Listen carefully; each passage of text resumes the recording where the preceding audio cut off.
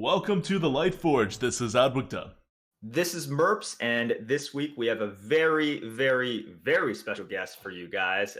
Introducing the winner of DreamHack Montreal 2017, the winner of Copa America 2018, Autumn, and the highest individual scorer in the latest Twitch Rivals event. Welcome, Radiant Muzzy. Thank you for coming on the show, man. What's up, guys? Glad to be here. All right. So, Muzzy, I think this is the first time we've had a primarily constructed player on the show. So you have since Chalky. Oh, we had Chalky. We had Chalky. So the last time this happened, Blizzard hired the guy. Just saying. Oh, yeah. Oh, that's true. I think being on the podcast is a pretty good luck charm. I totally forgot about Chalky because I don't even consider him a player anymore. He's just a professional memer who happens to work for Blizzard, right? But yes, we had Chalky on after he placed first on the leaderboard by he crushed crushed everybody by almost a whole win per run over the course of however many runs they did back then. Yeah, I remember that time, talking to him at that point. He was just like, I'm just gonna play arena and just show these people what's up and get a higher average, and he streamed it all and did everything. It was pretty crazy. That was the ultimate flex. That was a huge amount of flex. I saw him during one of his last runs as well, and he was just laughing. He's like, "This is so easy." I was like, "Wow, my life has no meaning." Anyways, enough about Chalky. We're here today to talk about you. So once again, congratulations on not only your team winning the entire Twitch Rivals event, taking home a nice healthy payday, but you getting the individual highest score out of the entire group of 40 very accomplished constructed and arena players. So that is absolutely huge. Let's start up. Oh, Adulta, did you have something to say? I thought you were butting in here. No. Okay. Keep going. You're I on a could roll. say something with the score. Sure. I actually could have gotten a higher score, but there was a time limit in the arena, and my last run I just conceded so we could draft our final decks and start them up quickly. How many wins was your final run at? It was at 10 wins. At 10 wins, so you could have gotten two more wins, man. So if you guys don't know, the score that Muzzy got was some equivalent of I want to say 11.3 wins per run. I think I went 12, 10, 10. 12, 10, 10. Yeah, so 11.33. So that means he could have been up to 11.5 wins per run. If not for the time limit. The whole time that day, I was just drafting and playing as fast as I possibly can. If you were watching me, I was just going as fast as I can, and I still ran out of time. So there's something about in the format, I feel at least in there, they should give us an extra hour, even an extra half an hour would be so useful. Yeah, you don't have to tell us. All three Twitch Rivals, I was playing and got cut off by the time. And all three Twitch Rivals, I lost my last game for my third loss right after the time ran out, so it had no impact on my score, but still, it was nerve-wracking. Yeah. Oh, we have both of the individual highest scorers of the past two events, because Adulta, you were the individual highest score in the last one. So this is pretty good. And we don't need to talk about my score less impressive than Muzzy's score. I had 10.5 or something, and I was like, yes, I'm number one. Now it's 11.5. So Muzzy, let me ask you this question. Obviously, as someone who crushed the field as a team and as an individual, obviously you must be grinding away at the arena 10 hours a day, right? The only arena I've played in the past year was just for these two Twitch Rivals events, basically, that I did. Excellent. So every arena player out there hearing this right now, yeah, that's the sound of your dreams getting crushed. Chalky and Muzzy, they just come along and they just whoop our asses. I mean, it's not like I didn't have previous experience, though. When I first started playing Hearthstone, I started in the arena. I learned back then. I probably have I think on my account 4,000 to 5,000 wins in arena. It was just all from back then, and that number hasn't changed a lot. But it taught me how to play the game, and then from there, I eventually transitioned to constructed, and that's where my focus went. Yeah, definitely. I like how you mentioned the basics that you gained from the arena, because I really do think it introduces you, especially nowadays, where Muzzy, whenever I do a constructed analysis or analogy, please come in here and correct me whenever I say something wrong. But I do think that for someone new entering the game right now, constructed is so based on the individual decks, the individual matchups, and there's such crazy combos and everything. You could definitely miss out on just a basic kind of board presence, tempo, good trades How on the to board. trade. Yeah, exactly. The risk analysis that comes with simple play. So no, it's really interesting that you were just like, yeah, I used Arena to kind of build that up a little bit. And then I went into constructed, applied these skills, and then I dominated constructed after building up this nice little solid foundation here. Yeah, like I absolutely agree. I think you could like take a person and just get this one constructed deck, teach them how to play that deck specifically, their first turns. And then if you try to give them another deck or try to transition them into drafting an arena or playing an arena, they won't succeed at that at all. Like I think they're definitely different avenues. Constructed and arena. All right. So I want to talk about Twitch rivals and exactly the path you guys took to destroy and dishearten all arena players' hopes and dreams. You teamed up with Just Saying and Hunter Ace, obviously an incredibly power pack team. Just Saying is your teammate on Radiance, Hunter Ace, the world champ. Did you guys prepare at all? Did you guys practice? Not much. The main thing that happened was I went to HS Replay and then clicked Arena and then looked at their tier list of the top classes, and it had like Hunter, Mage, Rogue up there. I think it went Hunter, Rogue at the top, and then Mage, Warlock. They were a bit closer, so we're like, okay. And then I clicked on the classes, looked at sort of win rates of cards in those classes, cards that are appearing a lot, cards that I want to have in my deck. And saw like Wrapped Golem and other things appearing in multiple different classes. So sort of created the idea of how we want our late game to look like in these decks, what we want to draft, and then we just kind of played Arena. All right, so you guys prepared a little bit. That makes me feel at least a tiny bit better. You didn't just say it's like, oh, that's Merps, that's actually beneath us even thinking about something like this. No, we just came in, woke up, crushed it. But I think that is really interesting how you were able to get a good view of the arena snapshot, because HS Replay does break it down a lot. And from that, you're able to get quite a few ideas. You mentioned which classes are powerful, but not only that, which cards you're going to see the most. And from that, you can really get an idea of, okay, how much AoE is in the overall meta, how much hard removal is in here, what kind of flips and what kind of swings am I expecting from each class. So immediately, even without you playing, you've already gotten a really good sense from HS Replay. Yeah. I took a look. Even though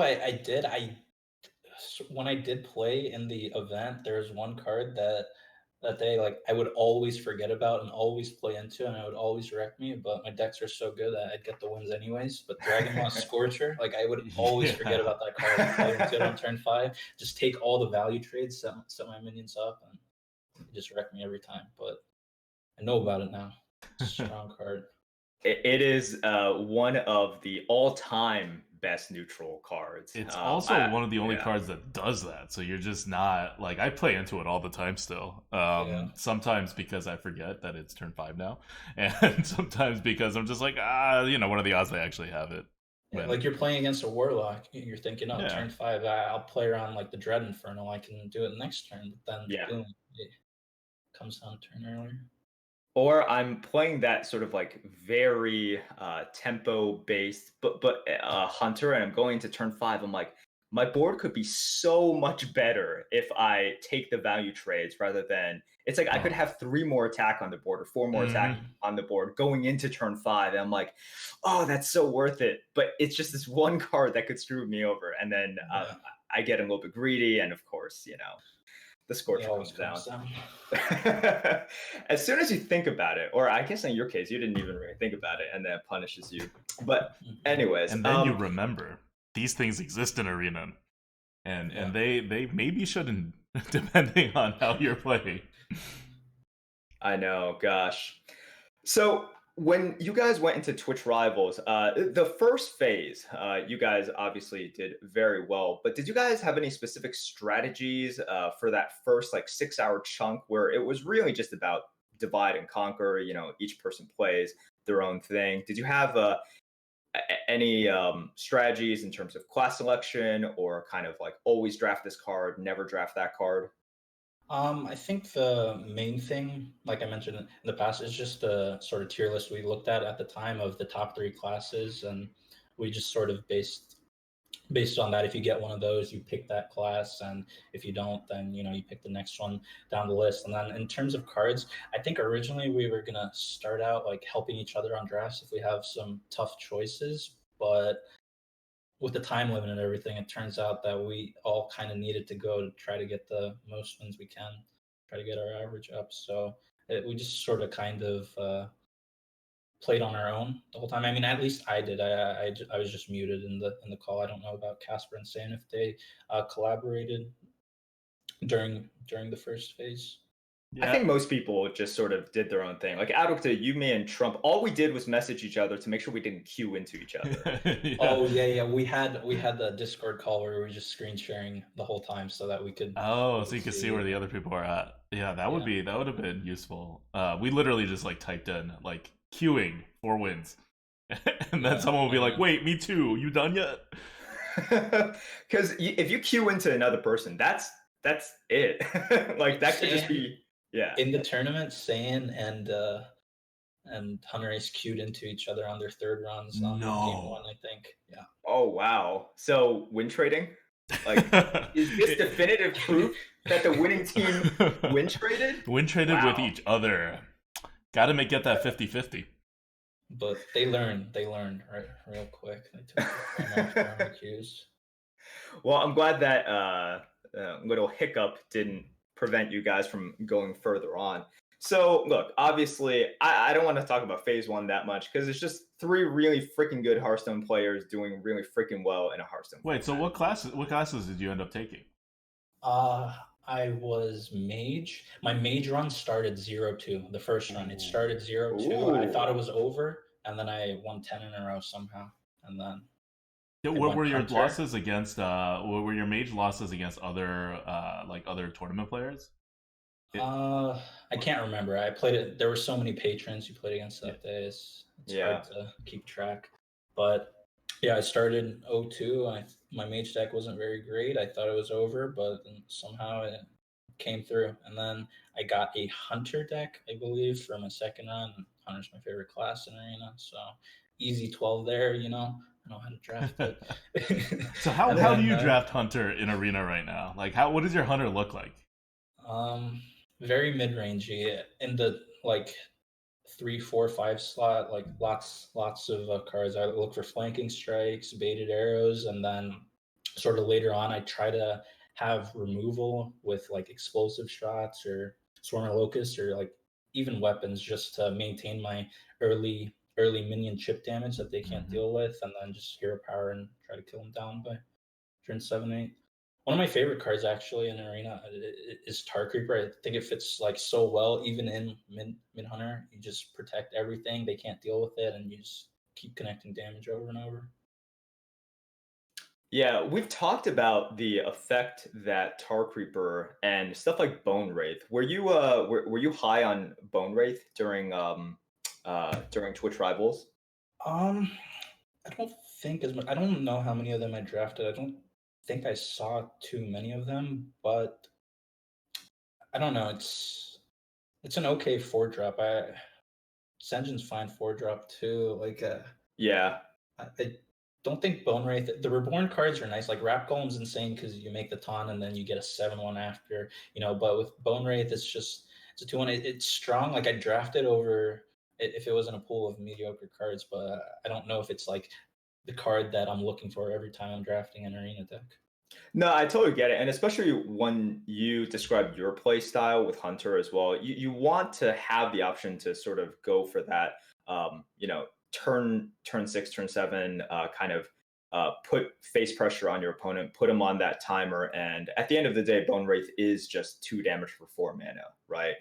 Hmm. So that makes a lot of sense. No, Well, but I'm happy you brought that up Tar because Creeper, right? Like, once you yeah, just brought up Tar Creeper, that's 1 damage for 3. So it's not just that. It's not just the face damage Well, there. Tar Creeper's a bit different because you can coin it and Mm, 5 health, taunt, you play your two yeah. drops behind it. They have to trade. Like, they don't want to trade into a Tar Creeper yeah. because they're like, it only has one attack. Like, this is a bad trade for me. And then you just get to keep going face and just, it's a much better card. I Yeah, think. so I think the attack really matters in there, even the defensive attack for making sure that you're Yeah, actually the defensive clearing attack. what your opponent is hitting in. And on turn 2, having 5 health is better than on turn 5 having 5 health and the extra body of 1 health, which is worth, I don't know, maybe like 2 health or something like that. Yeah. Right. And I think that totally makes sense because if you think about Bone Wraith and the percentage of power that you're getting from it, with Tar Creeper, you're getting all of it immediately. With Bone Wraith, you're backloading some of it. So if you're playing it on turn 4, you're not really recognizing at least a decent percentage of its value, which comes from the Reborn until like turn 5, turn 6. So Hmm. yeah, that does make a difference.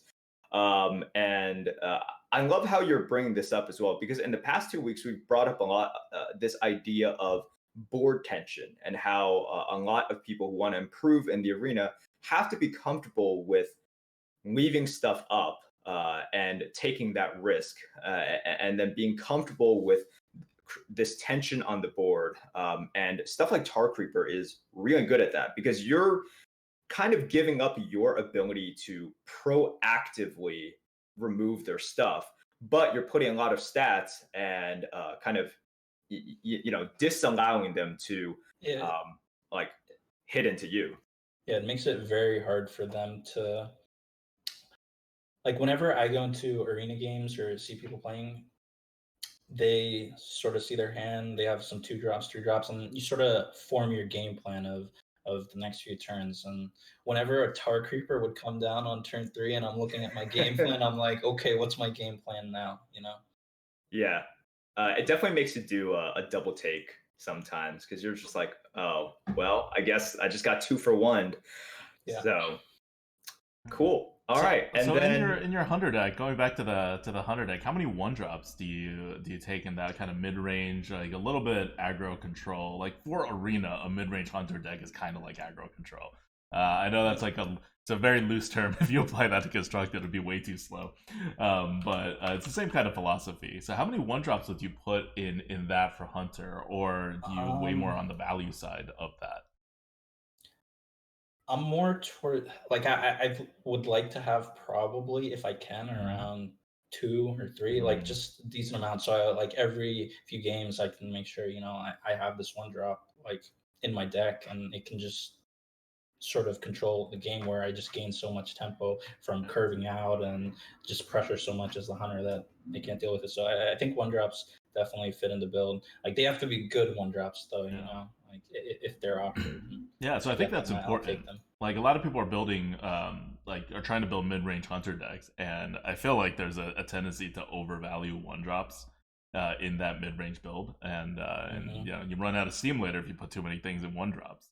Yeah, So that's definitely something like I've ran into with other hunter decks I've tried. Like, you wanna have decent enough early games so that every game you can consistently apply the pressure, and then you don't want to have your deck be so you just fizzle out, because some decks that you face later on, they're going to have the control tools, they're going to have the mhm. board clears, they're going to have the counter, so you still need the burn, you still need to be able to overcome them. So that's why I usually, if you get high mains or baited arrows, I Mm. like rounding my deck out with those. And even the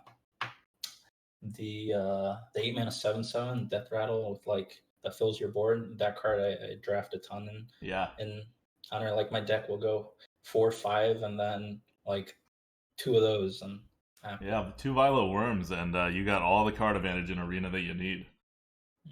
But yeah, so like 2 to 3 1-drops when you're doing mid range. For the listeners who try to draft a mid range style, it's not the 4+ 1-drops that you want when you're going aggro. Yeah. Okay, so that's the hunter deck that did really well. The mage deck did well too, obviously, but started off a little bit slower. What was your third deck? The third deck was a rogue deck, I believe. It was just a tempo rogue. I didn't expect it to like get so many wins with it so quickly because I don't think it had that great of removal tools. Like I don't think I had Vile Spine or Eviscerates. I just sort of had. Let me see if I can find it. I'm trying to look it for was it. it was like a week and a half ago, like a little over a week, almost 2 weeks ago. Yeah, I mean it's just like a sort of standard tempo rogue. I think I had Wrapped Golems in there, but with Basilisks and the Venom Poison, just like sort of mid-rangey like tempo removal Yeah. deck. And Approximately like how many better. like 1s and 2s? Like, are we talking in the 5-6 range, or like the 8-9 range, or very few and you just kind of dagger to start? Especially the number of twos, I'm curious about. Let me check. Okay.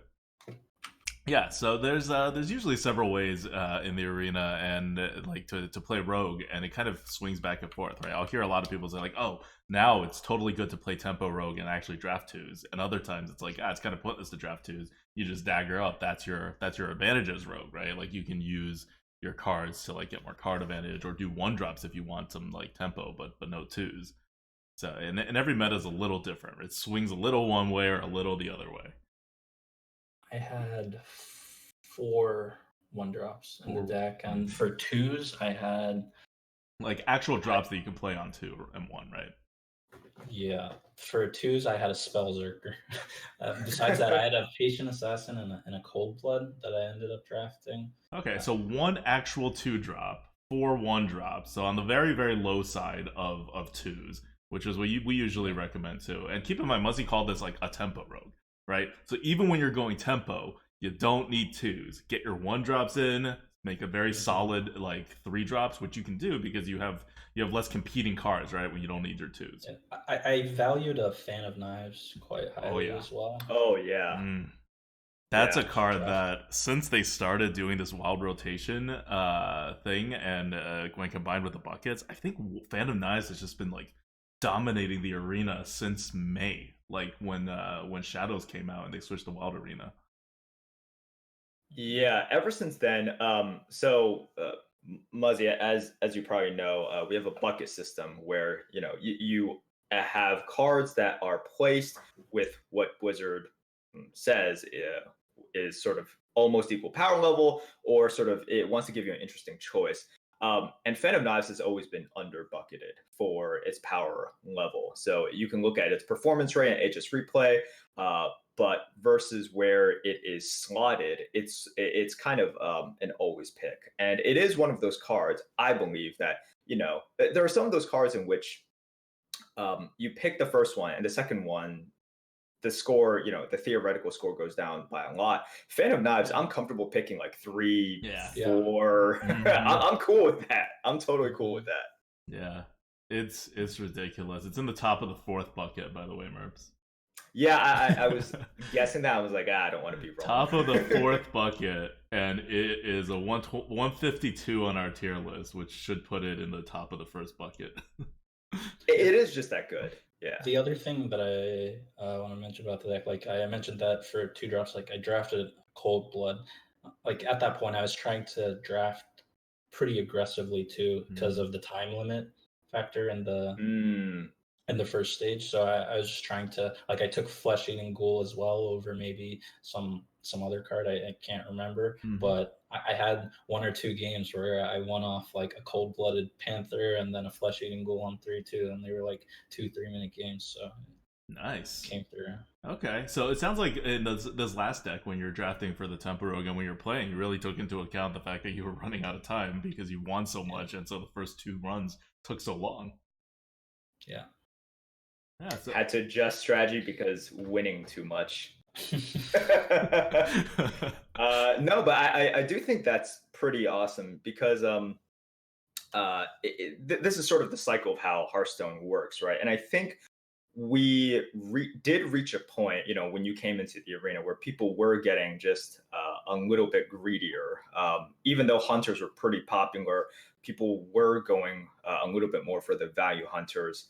The problem were the other patrons I found. A lot of the patrons played very tempo focused decks. And I remember one of my losses was to a patron where it was turn 1, Flame Imp, turn 2, Peddler, Coin, Void Caller, turn 3, Dire Wolf, Abusive Sergeant. And I'm like, cool. That's great. I remember playing against a rogue, a patron rogue too, who had like double Vile Spine and like the most insane rogue deck I ever saw. Wait, you faced Collins. I think that was he Collins. has the double Vile Spine one. I was like so upset because I was dealing with the stuff early, and then like a second Vile Spine came down. And he had 3. 3? Oh my goodness. No. If you were facing a patron who had that many Vile Spines, it was definitely Collins. He had what I believe is the craziest deck I've ever seen in one of these competitions. It was just, it was absolutely ridiculous. I think he went 12-0. I don't think any deck was beating that deck. So props to you for taking that loss and rolling with it. Yeah. And also, good thing for you guys, they didn't draft that for the finals. Yeah. The finals was pretty interesting too. Like at the end, I sort of I was really tired at that point because I woke up for the arena thing like much earlier than I usually do. So I was carried in sort of some of the plays by the group and Casper and then Stan. They definitely the final game when we were the Paladin and oh my gosh, all the 1-drops came out. We're like, what is going on? But, oh man, that was a very intense game.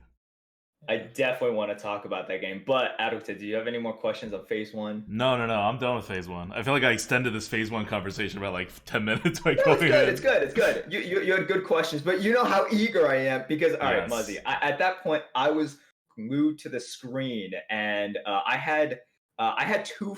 So I was eating Korean barbecue at that point because I was out the competition, I was hungry, but I had 2 phones, and then I wasn't watching the main broadcast because I don't need to hear the casters. But I put it on Shady's channel, and then I put it on I forgot if it was like your channel or like Just Saying's channel. Yeah. Because I wanted to hear all of your commentary, right? Because I was like, oh, this is super interesting. Before we go into the last game though, I want to talk about this Conquest format, which is something us arena players, like, look, we don't have tournaments, we don't have things like organized these for fancy us, right? things like Conquest. These fancy things. But I want to know, like, you guys have gone through so many formats, so many tournaments. You guys have played for high stakes as well. Knowing that this was a Conquest format, what was your strategy for an arena Conquest format in this meta? Like, did you guys discuss that? We sort of discussed it a little bit. Like we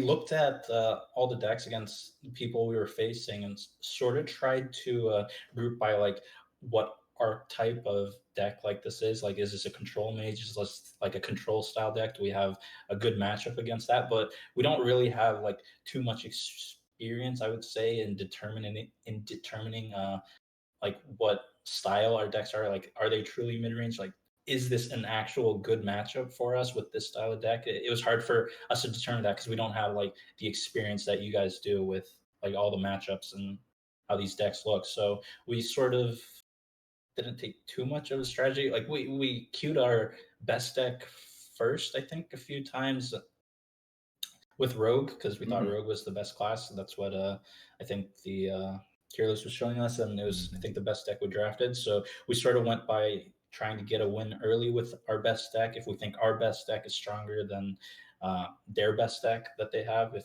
we can get the good matchups there. And yes, sort of they wanted to save the Paladin for last because they were like Muzz needs to end this since he carried us the first stage. He needs to give us the victory on his sweet Paladin and end up working out. It did. Okay, so you guys went through the playoffs. You guys met what the arena community calls the dream team in the finals. You were facing Shady, Collins, and Dreads. I don't know how much you follow kind of the history of the arena, but these are the probably the three players that stream the most and also have had so much success on the arena leaderboards. Shady and Collins, they won the previous rivals. Dreads casted it. You guys were basically facing the players who make the arena their like their job, right? Yeah, it's their zone. It's their territory. It's their territory. And I know you wanted to talk about that last game. It was close throughout. There were a couple games in the middle where just because of the open deck list, you guys sort of can figure out by turn 4 and 5. It's like, all right, who's in the 80-20, who's the 80 right there. But it seems like you have a lot to say about the last game. So I want you to tell me about that last game. I'm not going to ask you anything specific about it. You tell me about that last game. That last game, yeah. So when the 1-drops came out from them, like literally every 1-drop by turn 3, 4, we thought it was over. We're like, there's no way. There's no way. The only way we win is if we draw a wild pyromancer, which we had in the deck with the subdue to try to clear, gain some tempo that way, or if we get our Dragon Moss Scorcher. So we sort of set up best for that with our weapon, tried to save our other minions because of the value we'll need later after we get the Scorcher tempo play, and we just hinged on that top deck. We didn't get it on 5, but we got it the next turn because they ended up thinking we didn't have it, I think, because they didn't come down on 5, and then they played into it, and we had the weapon up, and it just cleared the board, and everything went right from that point.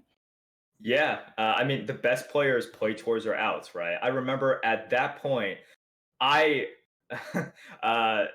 I thought it was over because I saw that you guys didn't have the Scorcher in hand, and they knew it as well. They were just like, okay, they're not playing as if they have a Scorcher in hand, and then after turn 5 pass, they're like, they definitely don't have it. We're good to go.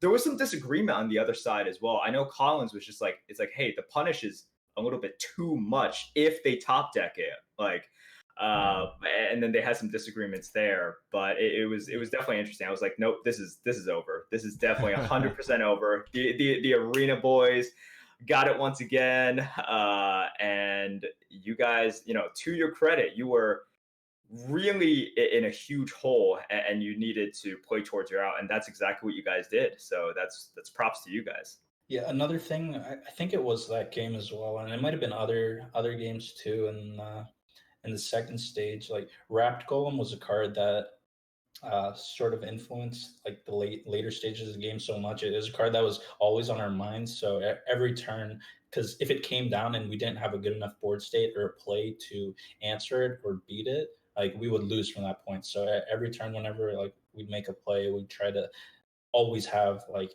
an answer, like a setup for being able to deal with the Wrapped Golem and try to make it awkward for them to play. I think it ended up happening that game too, and they had to play it on 7, and then we caught it with a subdue and won from that point. I want to talk about that subdue, because I don't know if you know, they kept that Wrapped Golem in their opening hand, in their mulligan, if you were tracking that.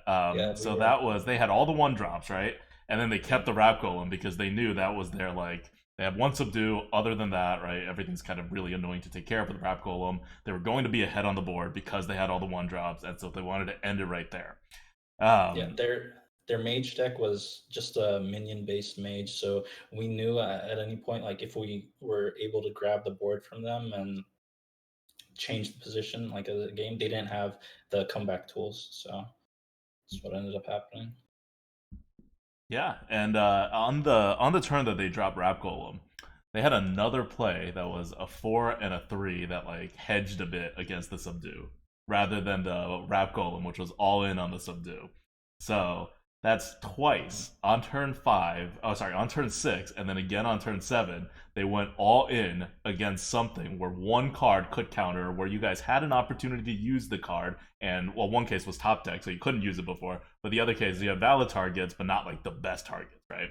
And they went for it both times, and then you guys got the answer both times, and just watching them, like, it was very crushing those two turns back to back because they discussed it. There was no discussion on the Rap Golem term. They all wanted to play the Rap Golem, but they did think about it a lot. Like that dropped very early, and into the Dragon Ball Scorcher was Collins trying to prevent the downside and not get as far ahead on the board. So I thought it was very interesting that those two turns, because they knew what the counters were, and they were trying to read you guys and what you guys had. And you guys had one of the answers, not the other answers, and needed to set it up, and you were playing towards your outs, and it all worked out. It was really like, especially if you knew what the thought is behind like both sides. It was a really exciting kind of like, do they have it? Do they not have it? What do we do? What do we gain? What do we lose if this? So much discussion. Yeah, those kind of games, like in competition, they're always the best kind. It's the final game, final series. Both teams are tied. Everything matters. Those are the kind of games you want to see. Like we've had matches in the past in tournaments where there's been complete blowouts, but like even this year's worlds for this year, finals Huntrace versus Viper, the final game, it was like a Zoo Shaman, and it just came back and forth to like top decks, and it went all the way to the end, and it was so exciting. It's like that's why I play Hearthstone, for the competition mainly, and the gameplay and all that. Not as much now as was in the past, but main reason I play is just competition drive. I want to win. I want to succeed. I like seeing my name at the top. And I think that the format of this Twitch Rivals really lends itself to that excitement and that tension that you talked about, because you have to communicate with your teammates, right? I've been watching a lot of Grandmasters recently, and I think the quality of the broadcast is great. I like seeing all the personalities. By the way, I really like your little profile intro video. I've seen that quite a few times. But I got muted every time now because I've seen it too many. I love how they make you guys like awkwardly point or like do some sort of like finger gun or something. Yeah. Although I don't know if they make you guys do it. Maybe you guys just they want us. They want us to be expressive. But when I'm watching Grandmasters as well, really, what perspective am I getting? I'm getting the caster's perspective, right? The casters are saying, "Oh, this is what this is what Just Saying is thinking. This is what RDU is thinking. Strife Crow, etc." And I'm always like, "Well, I don't know." Like, and I'd really like to know. That's like never the case. Yeah.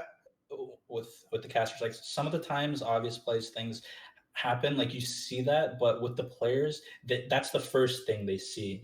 With the time they're taking on these turns, they're thinking about everything else that they can potentially do. So, which is like the discussion in terms of that plays is just much deeper than like the casters might want to talk about, because they just want to entertain, keep the chat interested, talk about the plays as well. So I think casters and them tend to miss a lot, but players tend to miss a lot too. Like this yesterday, I had a match too. It's definitely stressful with the conditions and GM. The last place in each division, they get relegated. So with that looming on your head, it can definitely affect your mentality. It can affect your plays. Your mind can be distracted and you don't even notice it, and then you miscount and end up making a bad trade, and then there's the whole series. Yeah.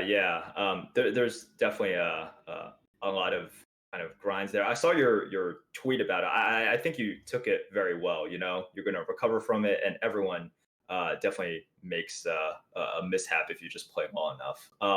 But like I was saying, I really enjoyed the fact that for this Twitch Rivals, I could hear the exact thought process from some of the best players available, and like the risk analysis and the whole sort of like what's your read versus their read, and then all the considerations, and I'm hoping we have more of these sort of collaborative types of events, just because when you're playing solo, obviously you're not going to talk to yourself, right? It's much faster for you to think solo, but if you have to cooperate, you have to sort of communicate it effectively. And I just feel like I learned so much every single time, and it makes me super invested in the game itself, because I actually feel that connection with you guys. I'm just like, oh yeah, okay, so this is a strategy I'm going in. Rather, you make a play in which I'm confused by it, and I'm just like, I have no idea what's going on. And in Twitch chat, they're like, oh, misplay, obviously. Yeah, But Twitch chat.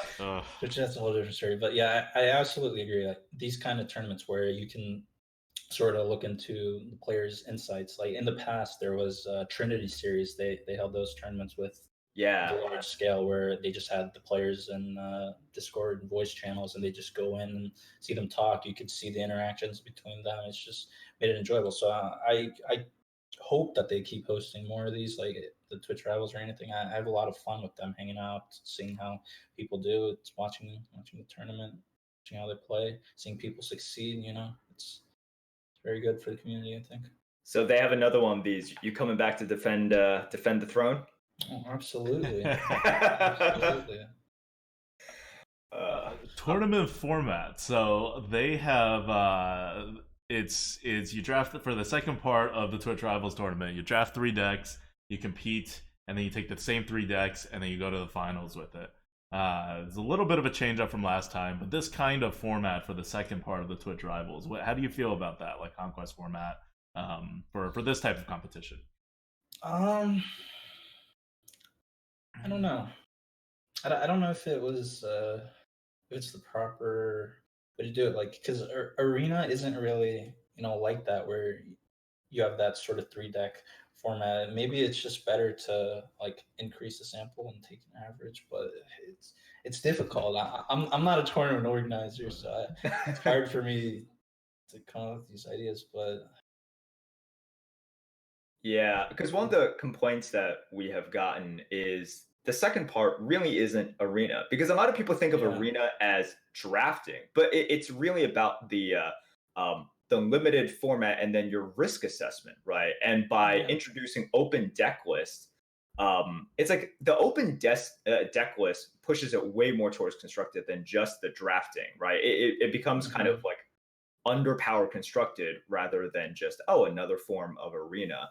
oh, And so a lot of the arena skills that are necessary, which is just broad risk analysis. Do they have AOE? Are they playing towards a removal? What are the chances that Spike Ridge Steed on 6 really screws me up? That is replaced by they don't have Steed. We don't have to worry about that. I'm actually curious about this, Muzzy. Do you feel like that second portion? Do you feel that that's more like arena than constructed, or more like constructed than arena, or like right in the middle? it's way more like constructed for sure. Okay. Like the risk assessment that was mentioned, and I absolutely agree. I think it might be better if they just made a closed deck list and just said the classes instead. Like then you could determine like based on matchups on classes, and then once you get into game, like you mentioned, like the steed, these AOE's, all these things. Like I think it would make for more interesting games. What it Yeah, because I've always wondered, I and think so. I never, it's really interesting that you think it's much more like constructed than like arena. Because I've always thought that maybe constructed players would think that it was more like arena, and we have this bias where we think this is what arena is, right? And so now that yeah, you introduce this other skill that's really important, it's not like arena anymore. But for someone who uses that skill, the open deck list kind of skill, where you have to make these not reads, but make these assessments based on what your opponents have in their decks, right, and the percent chance that they have them, and how that affects your hand. You still think that it's more like constructed than it is like arena, because that skill is so overwhelmingly important in this part 2 kind of format. yeah, like it's just constructed players will look at these decks and just think of them as arena decks. They're lower power level, and they'll be like, oh, you just do your value trades, set up your things like that. But I think it was like the open deck list portion and what we saw and what we knew how to play around and what we knew our setups were. Like at every single game, it was very important in leading to our wins. Like because we knew that in their mage deck it was just a minion mage. They like Yeah. had no removal, so we knew exactly how to play against it. We knew what to set up. Whereas if it was closed deck list, so we'd be thinking about flame strike, fireball, AOE, all this stuff that they could potentially have, and we might not have gone for the setup plays that we did. Yeah, I think everything would have played out much differently.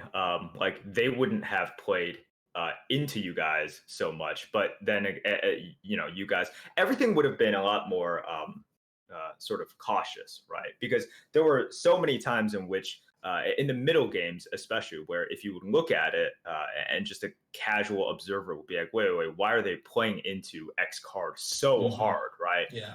And the answer would just be like, okay, they didn't draft it. Yeah. They didn't draft it. So there's no way. Like, this deck doesn't have AoE. That deck doesn't have single target hard removal. That deck doesn't have silence. So it's unstoppable. Like, we just win the game by doing this.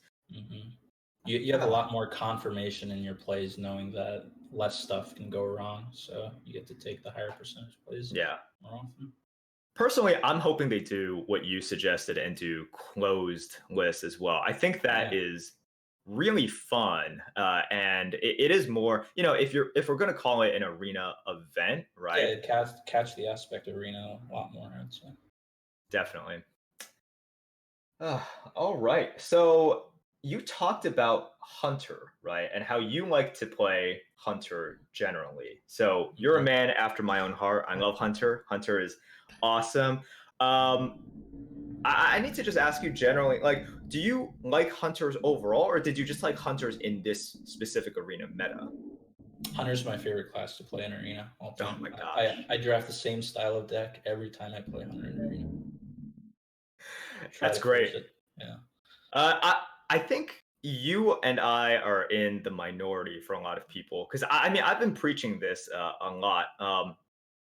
People make the smork jokes and the no thinking, just like going face kind of thing. Hunter is an extremely high skill level class, right? Because the hero power doesn't do anything if you don't make it do something. It's like, it's either the worst hero power or it's the absolute best hero power, but you have to get it there, because in the beginning the hero power is worth nothing. And so you have to like consistently get there. But once you get there, it's like, it just feels so good to click it and put your opponents on that timer. And it's like, okay, you got to heal and remove my stuff, and I don't know, Deathwing after that, and then maybe you got a shot. Yeah. Hunter's hero power just creates inevitability. With it, like I mentioned, you just sort of draft the mid-range style early so that you'll never have to use your hero power in the early game. You'll always have plays, and then once you get to the late game, you weave hero power in with like a baited arrow or another removal, or just weapons to the face, and can't do much. I think you jumped in at a really good point as well, because you guys, Hunter has, with the exception of a couple of months, has never been that great in the arena. And because whenever it does become really good and the public at large gets really good with it, Blizzard nerfs it into the ground. Like, to the ground. Yeah, they're quote micro adjust, or not micro at all. Hunters go from having adjustments. Yeah, just adjustments, or you can even say macro adjustments. But and we can even see from Blizzard's design philosophy as well, after sort of like Nax and BRM and everything. They don't want Hunters to be good for the public, right? Like, it's sort of unhealthy in an arena format for this aggressive class to be widely popular and widely available, because it just kind of feels bad, I guess, for people to lose to that sort of style.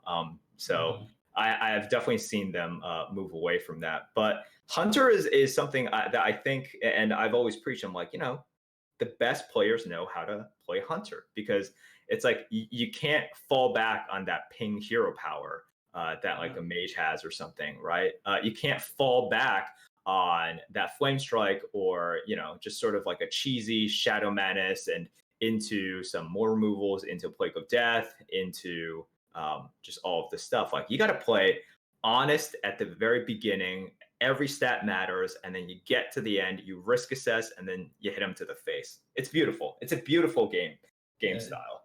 It's pretty it's risky potential as well, because if you play against a certain class and you lose the early game and you don't have like your tools to come back with flanking strike or baited arrow, like Swarm of Locusts, even later on, and the game's just over. And sometimes it feels awful because you feel like you can do nothing. But the games where you absolutely crush your opponents and they have no chance. It makes up for it.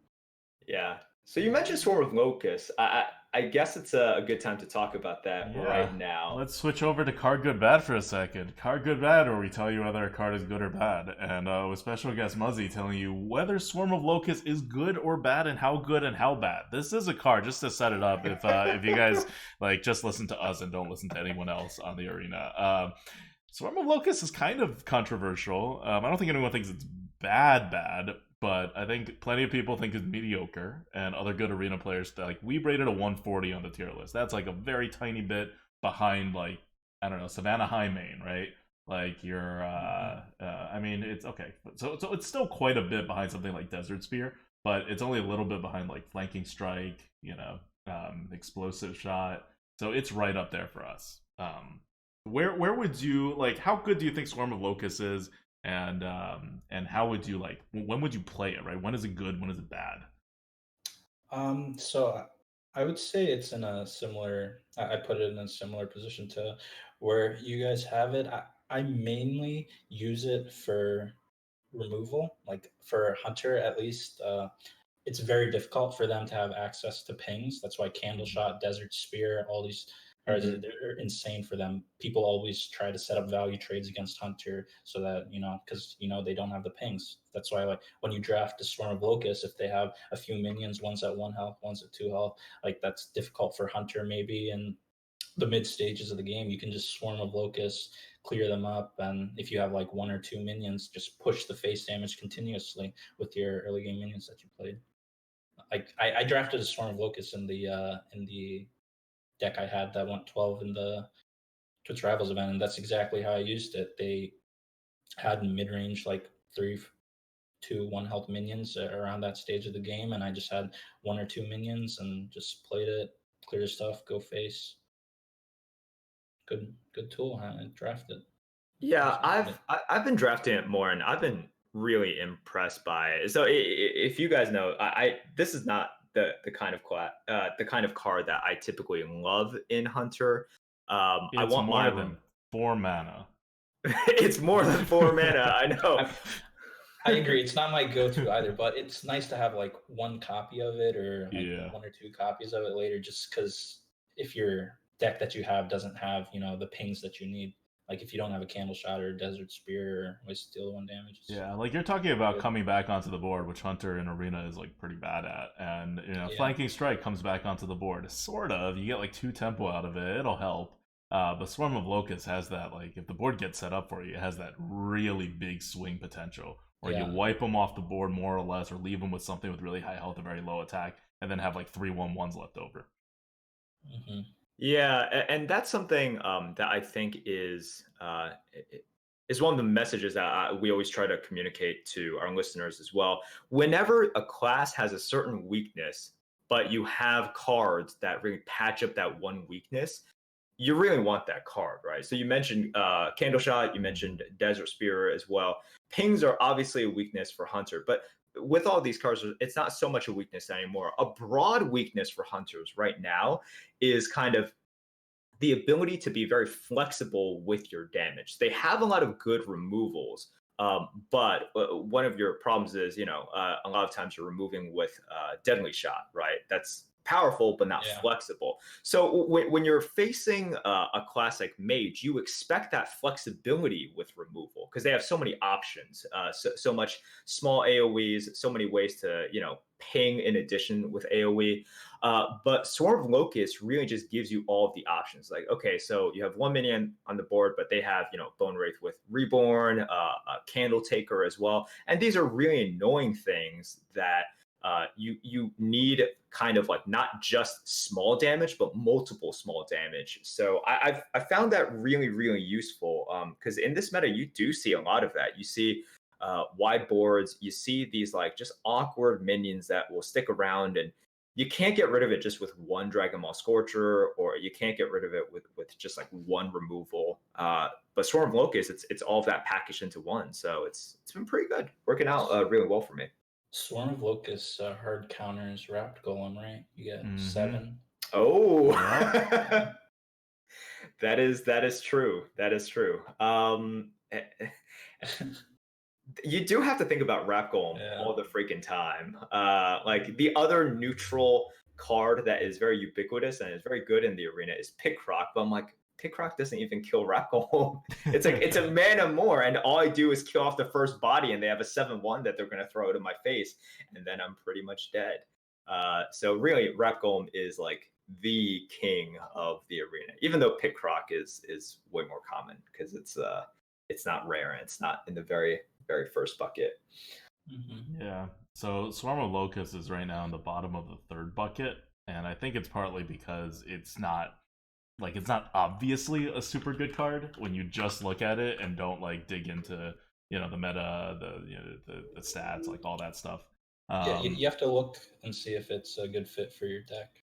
Like yeah. if it's a card you need. Yeah, and some decks, if you're going super fast, that may not be the right card for you, or if you have a lot of awkward cards, it may not be the right card for you. But overall, like we rated a 140, and for bottom of third, there's no real competition because hunters have a lot of good cards, but they're all in the top buckets. Like down here in the bottom of the third bucket, like if you're offered Swarm of Locusts, the only other hunter cards that will be offered with it potentially are Rakahim Wild Tamer, which is the exception. That's a super good card. Headhunter's Hatchet, in range, but kind of a different.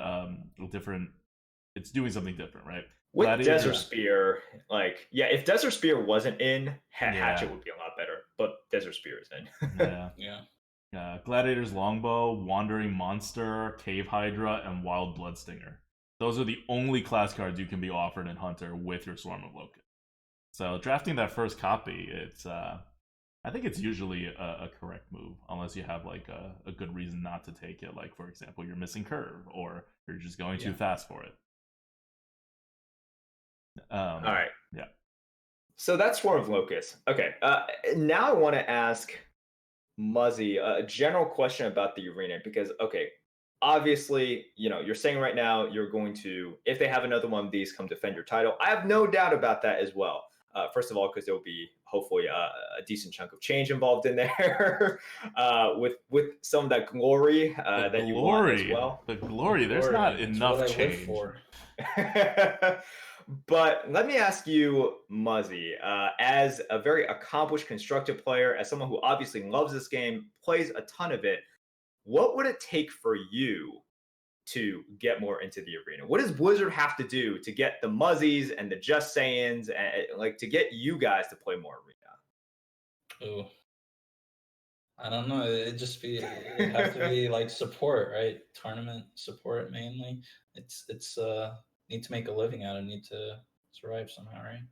So if they change like constructed, like they made more tournaments based on arena, did more things like that, then I think I'd plan it. Like I mentioned, I live for the competition. If they have competition that other people that who I want to beat show up or playing, I absolutely participate.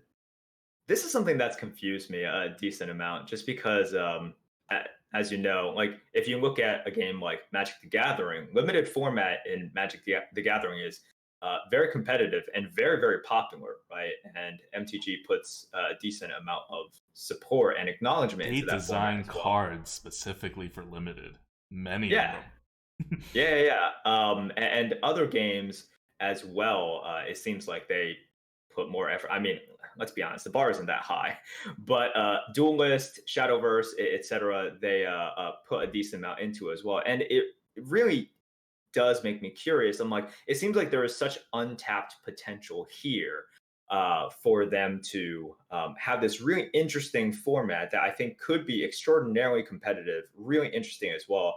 And I don't think you and other constructive players would, if they put the time investment in there, if they put money into the limited format like Arena, you guys would just be like, no, I would never switch over. I think you guys would be interested. It's just, like you said, there is no support, right? What kind of support would it take to get you to not flip, but just like add it to your repertoire? Not as I'm going to prepare for like a couple days, go on HS Replay and like look at it before a tournament, and to actually like do something similar to your constructed prep to it. Like what would the pot have to be over the course of the year on all arena tournaments. Compare it, not to, I don't need a number, just like something like compare it to what percentage of the constructed pot that's available right now.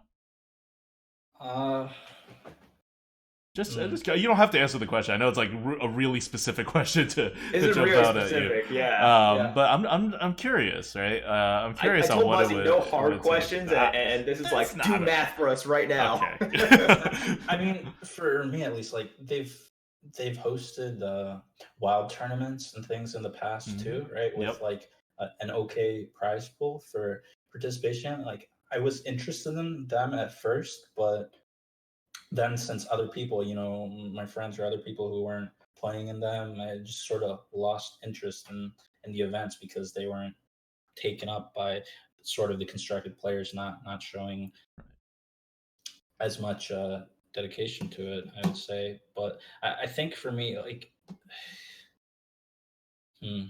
Never. Okay. The answer is never. I don't know if the prize pool is. The prize pool is not the reason. It's the community and the like. If you're going for the glory, beating a bunch of wild players you don't know who haven't like established themselves isn't necessarily as exciting as beating the people who are at the top of the constructed game. I see that. Okay. It's an interesting way to like think about the problem, and I think I'm thinking about it from a more narrow perspective. About what I don't necessarily think you're thinking of it in a narrow perspective because at a certain point you will get everyone involved if there is because it's a cascade effect, right? For Muzzy, he's about the competition. For everyone, a lot is about the competition as well. But it's like if the money is there, a lot of people will shift, and then the money sort of fall or like it's a chicken and the egg thing, right? So like people will follow the money, but then the competition will also follow as well. So at a certain point, it would happen. But yeah, I think we are pretty far away, and it just kind of from 0 to what number? I know, and that it kind of just makes me sad because Hearthstone is sort of the outlier in kind of the lack of support for the limited format, and it's been out for 6 years, 5 years. I don't know. I mean, a long time now. Like we're all old men by this point, and it's kind of like if there was going to be support for it, I would have expected it by now, like serious support to make it. But they're always developing the game. Like you don't know that in 2 years there wouldn't be actual like limited format of something or arena added to like esports. I hope there is. I definitely hope there is. I think in China actually, Frozen, he's mentioned me about tournaments they hold in China. I think they use it's not arena, but I think it's a sealed format style they use where they just open packs and then draft decks based on that. And apparently he told me that has a lot of popularity in China in terms of viewership, and people like those tournaments a lot there. We haven't seen it in the West scene as much, but I mentioned it to people like about that kind of style if that's something people want to try. So I think that would be super cool because that's a limited format that people are used to from MTG, right? I was a sealed MTG player, like more casually, but I wasn't playing draft in MTG. And in Hearthstone, it's like, well, this is your limited format, and I'm like, okay, that's pretty good. I'll stick with it. Yeah. With that too, people also, I think in terms of viewership for the tournaments, people also like seeing, the flashy legendaries and all these cool effect cards where in arena they might not appear as often. So like in the sealed like limited format too, like you'll open the packs, you'll get your legendaries and those other cards to build your deck. So maybe like a sort of compromise like sort of the drafting and deck building of both construction and arena with sealed. Maybe that's something they could try, something that could come up.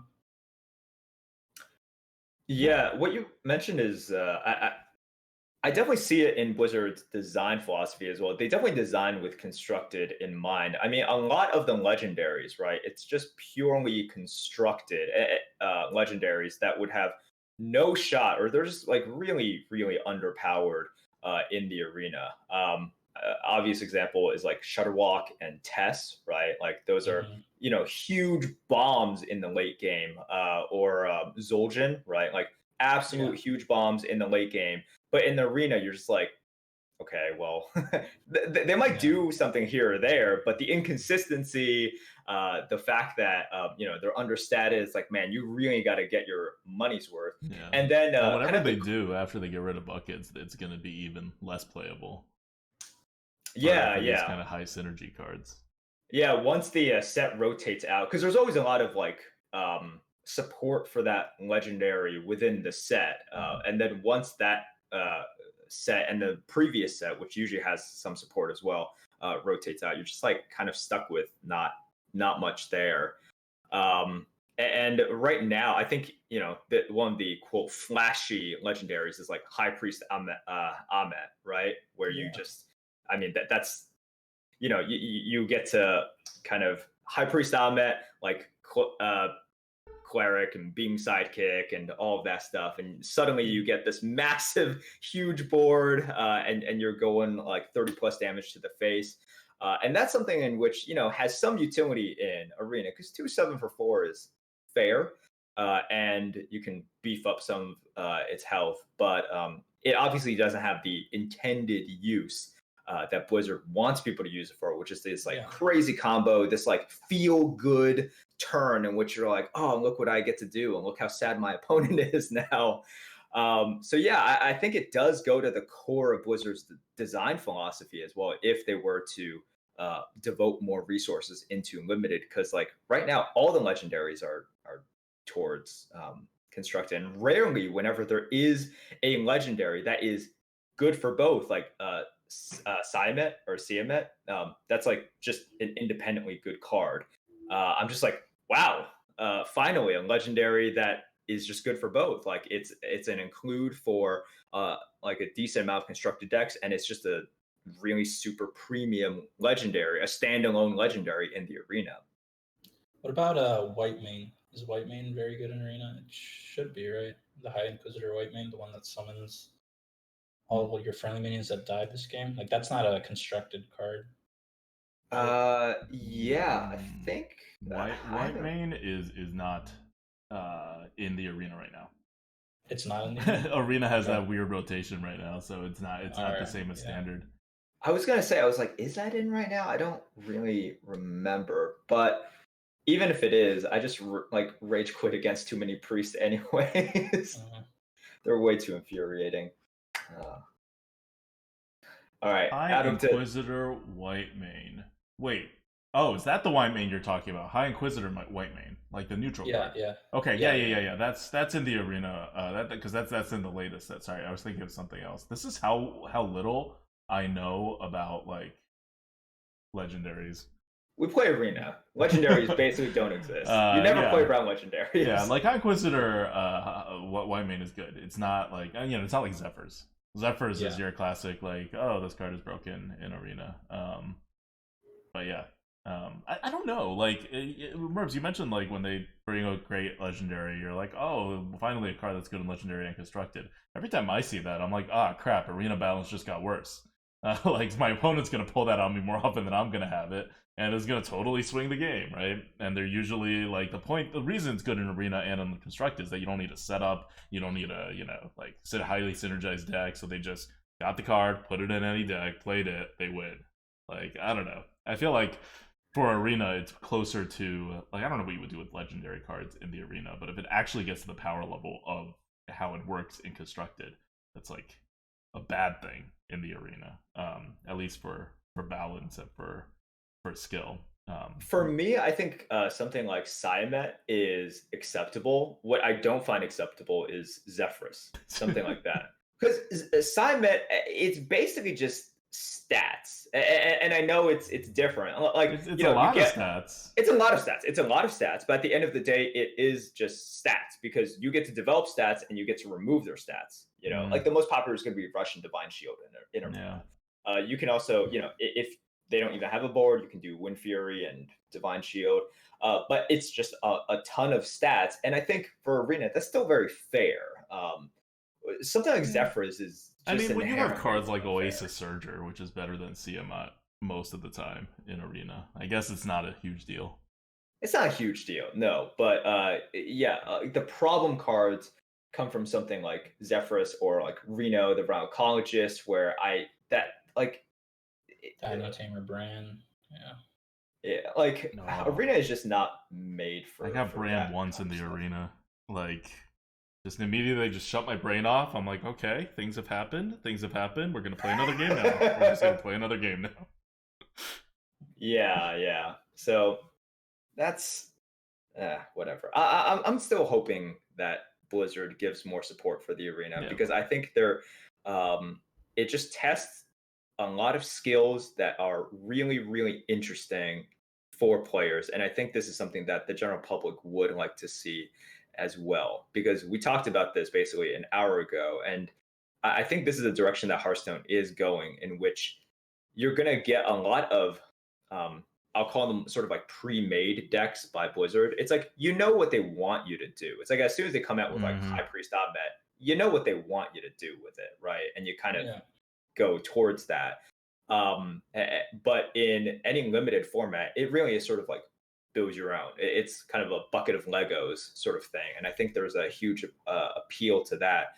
And constructed, I find the matchups extraordinarily interesting, and I find a lot of the micro decisions in there interesting. But so much of constructed is, in my opinion, just really behind the scenes, and it's like a lot of the battle is won and lost. Number one, just from your preparation beforehand, but most importantly, sort of like what you guys take into the tournament, what you guys ban, what you guys protect, what you guys shield, and then it's like um, we still get to see you guys play a lot, but like a lot of it has already been played like behind the scenes without us being able to take part in it. Yeah, a major part, and it goes into deck building preparation, ban, knowing what they'll do, like the mind games against them, and then the gameplay does come down. Sure, there's some decisions you can throw a game every now and then that happens, but most of the time, like your average playability for the match for the deck, like during the game, it's going to be at a decent level. You'll make one or two mistakes, which which will affect the outcome, but outside of it, it's like mainly prep. I would say it's less fun in VO3 because it feels like you have less control now. I would say, but you just have to take it and go. Yeah, definitely. All right, Yeah. Adulta, did So you have I any wanted to more? comment on High Priest on Meg because you keep bringing it up, right? And you bring it up in the Okay. context of High Priest about the like the constructed deck that does crazy things with the crazy combos, and your whole board has like Right. ridiculously high. So Adulta, I'm just gonna add. The reason I bring it up all the time is because Priest is, I would say, kind of the the sort of boogeyman right now in Grandmasters. Mhm. Muzzy, would you agree with that? Yeah, I absolutely agree. Priest definitely Yeah. needs to be looked at the matchups that it's creating for like the viewer experience. You're seeing a lot of priest mirrors game one, and then your series ends up being a best of one of who wins the priest mirror because they dictate the rest of the matches. Yeah. So that's why I mentioned High Priest Ahmet. Like not just the sort of combo-ness of it, not just the power level of it, but because of the fact that, Blizzard, as soon as they design it, they know what they're getting themselves into. You just have to look at what Priest has, and you're like, oh, okay, this is the exact deck that's going to be built. And then High Priest Ahmet is like this. It just becomes this problematic thing that is like it was built for constructed. It's been made into a problem, and for Arena, it's just like, eh. Like Yeah. you'll So draft it. so what I'm saying. Ahmed is strong and it is like really good for the priest deck, but I think the main issue of the deck is Northshire Cleric, which is a card that needs to be looked Yeah. at. Yeah. The giant design issue that is Northshire Cleric. Oh yeah, Muzzy, if you don't know, Adulta is a balance designer for an upcoming game as well. So he looks at all these Hearthstone cards, and he like every once in a while he'll just be like, "How has this not gotten nerfed yet?" And Northshire Cleric has been always one of them. He's just like, "This is wrong." He's like, It's been around forever. Yeah. Nothing's changed. Yeah, not even just from a power perspective, just like why are you making your life so much harder by keeping this card around the way it is? Like, you nerfed Mana Worm. It wasn't a problem. You nerfed it because you knew you could do more fun stuff if you didn't have this card around.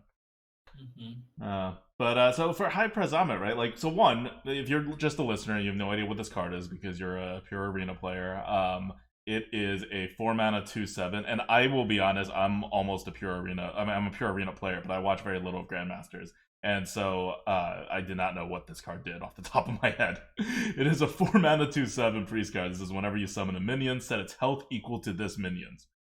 So this is a good card in the arena too. We rated a 114. Not like a super premium card. It's not anywhere near as insane as constructed, but you'll take it. You'll be happy with it probably. You're fine with it. But if you want to make it more exciting, right? Like moving the arena draft system or whatever system we're talking about, like how Muzzy said what was happening in Muzzy quoting Frozen about what was happening in China right now with their sealed format in Hearthstone. Like that will solve like half the problem of these constructed build around kind of cards not getting their use in arena or not being as exciting in arena. Because if you have a whole pool of cards to work with, every now and then you'll be able to put a decent High Priest Amet deck together that's, a little shabby compared to how the constructed one's doing, but it will do some of the things that the constructed version would do. Right? You can't do that. You could sort of do it in arena right now, even, right? Like, but the bucket system doesn't quite get you to where it would be a major movement. You see that with like other cards, other giant legendaries too. Like they're just so overpowered that even in limited formats, they will have that effect. You just have to give your players more control over how they make the deck. And Arena gives very little control over how you make the deck compared to most limited formats that are available in other card games. So if you change to a new limited format, then you have this kind of easier to sell product, I think, when it comes to viewership, like viewing experience being more exciting, right, for the people who don't care about how exactly you trade your 4 cards on the board to their 3 cards. Yeah, for sure. All right, Adukta, did you have any last questions before we let Muzzy go? No, that's it for me.